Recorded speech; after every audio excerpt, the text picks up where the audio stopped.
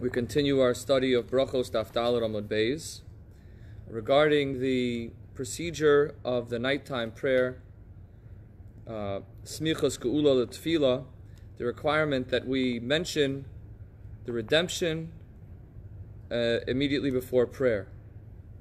And we mentioned that there are two opinions, really, about the correct way to organize the prayers. Rabbi Yochanan, whose opinion we follow and whose view we discussed last night, says that the evening prayer should be first the reading of the Shema, followed by the prayer for redemption, and then the personal Amidah, the silent standing prayer. Rabbi Yoshua ben Levi, however, says that that it should be, well, let's see it inside. Rabbi Yoshua ben Levi omer tefilos be'emtza tiknum. Rabbi Yoshua ben Levi says that the prayers should be sandwiched between the readings of the Shema. That is, we read the Shema in the morning. It's followed by the Amidah, by the personal prayer. Then we have the Mincha, which consists only of an Amidah, essentially, of a personal prayer. And then we would have the nighttime personal prayer followed by the Shema. Of course, that's not how we do it, but this is the view of Rabbi Yoshua ben Levi. And I think it's interesting, especially in our time, the wider world needs to know about Talmudic methodology. It's a healing technique.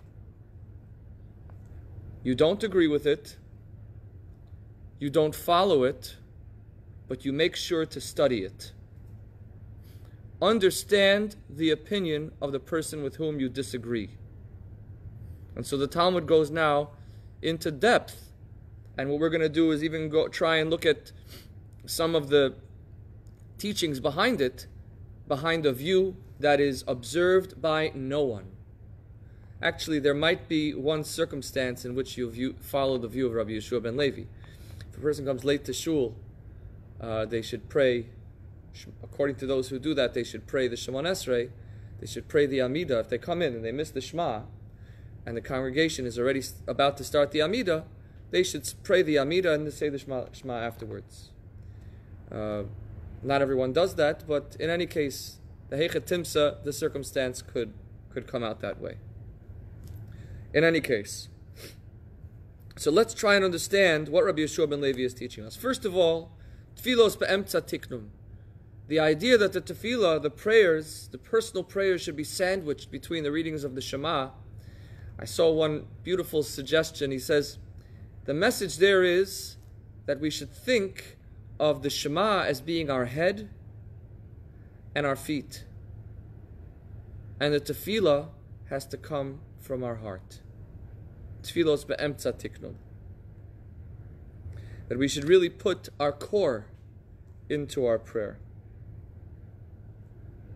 The Talmud goes on to say,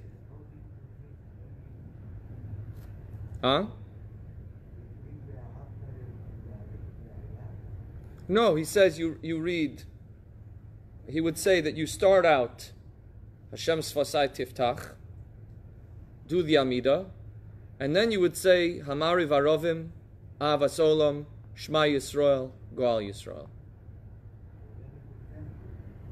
It's between the Shema of the morning, all the tefillos. You start out with Shema in the morning, you finish Goal Yisrael in the morning, you say Shemon Esrei of Shachris, Shemon Esrei of Mincha, Shemon Esrei of Marav, and then you finish with the Shema of the night. Okay, B'mai kamiflagi, what is at the root of their argument? Ibois ema kra, ibois ema svara. You could possibly understand their logic, and you can also see an allusion to this difference of opinion in the text of the Torah. Ibois ema svara. Let's see what the logic would be. Rabbi Yochanan Savar, Geula me'urta namehava, ela geula mal yiselo have, ela ad safra. Rabbi Yoshua ben Levi Savar, Kivan de lo have, ela mitzafra, lo have geula mal yisa. He says, we have to think about which of our prayers best reflects redemption? Right? We have it. He says we have this idea that we should connect the prayers of the personal prayer with the prayer for redemption. And our source of the prayer for redemption is the redemption from Egypt. So when was the redemption from Egypt, he says? So the redemption from Egypt, says, was really was a process. It was a process that began in the night and continued into the morning. And finally, in the midday, that's when Am Yisrael, when the Jewish people finally fully left Egypt. But the Geula, the redemption, had already begun at night, perhaps at midnight, or with the slaying of the firstborn, Paro telling the Jewish people to leave. That happened at night. But there was a process that began in the night and continued in the day. And so the question is, what should be our focus? Should our focus be on the beginning of the redemption, or should our focus be on the end of the redemption? And so he says, Rabbi Yochanan agrees that the redemption began at night, but it wasn't a real redemption until the day. Rabbi Yeshua ben Levi, however, says, Keven de lo have ela mitzafra, lo have geula mal yasa. He says that the main redemption, if the redemption of the evening had not happened, then there would not be a redemption at the day, and therefore you don't have to repeat a reference to the redemption in the nighttime. Again, I think I messed up the words here. Rabbi Yochanan savar geula me'urta name hava, ela geula mal yasa lo havi elo atzafra. Rabbi Yeshua ben Levi savar keven lo havi elo mitzafra, lo havi geula mal yasa. Since the redemption didn't happen until the morning, therefore it is not a complete redemption. And therefore he says you don't have to. That's why he doesn't require Rabbi Yeshua ben Levi doesn't require mentioning the geula before the prayer in the night, because he says it doesn't matter what happened in the night. What matters is what happened in the day. So it seems to me that they're referring to a general idea about how we should look at our journey of life. Should we look at our journey of life as being goal-oriented or process-oriented?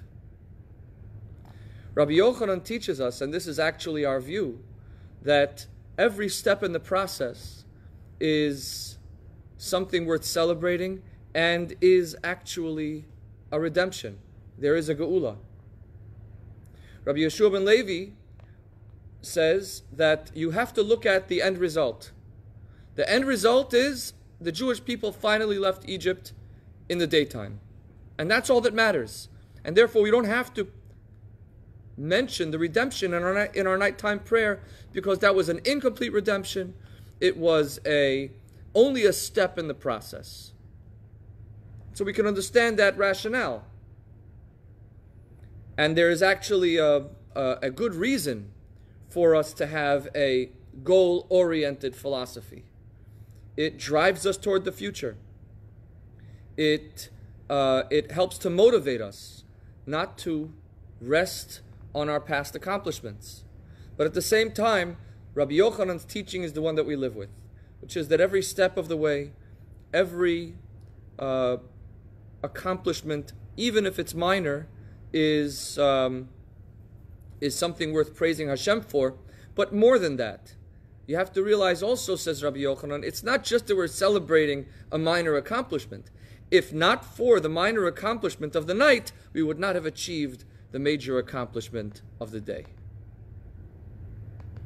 And similarly, we could perhaps suggest that that the procedure of going out of Egypt actually was a much longer process than that. Because if you think about it, the Jewish people who left Egypt never made it to the Promised Land. The Shem Shmuel brings a very interesting halachic connection. He says on Shabbos, we don't carry, we have an Eruv, right? We're not supposed to carry in the public domain on Shabbos. But actually the legal definition of carrying on Shabbos is Hotzah mirishus l'rishus. Carrying from one property to another property. The nuance is that in the public domain, every 4 cubits is considered another property. So every time you take it from one, you take it a few steps, it's already, you've kind of made a critical move in the public domain. But the purpose of the Eruv is actually to take all of the different properties and to bound them as one. Make one boundary around all of them and makes them one property, right? So the essence of carrying on Shabbos is Hotzah mirishus l'rishus, carrying from one property and putting it into another property. Now, what constitutes carrying from one property to another? There are 2 steps required, akira and hanacha. You have to pick something up in one property and put it down in the other property. Until you put it down, you did not legally do moving something from one domain to another. It's at the moment of putting it down. So he says, these Am Yisrael were nekru from Yerushalayim, from Mitzrayim. They were picked up in Egypt. They were never put down in the promised land.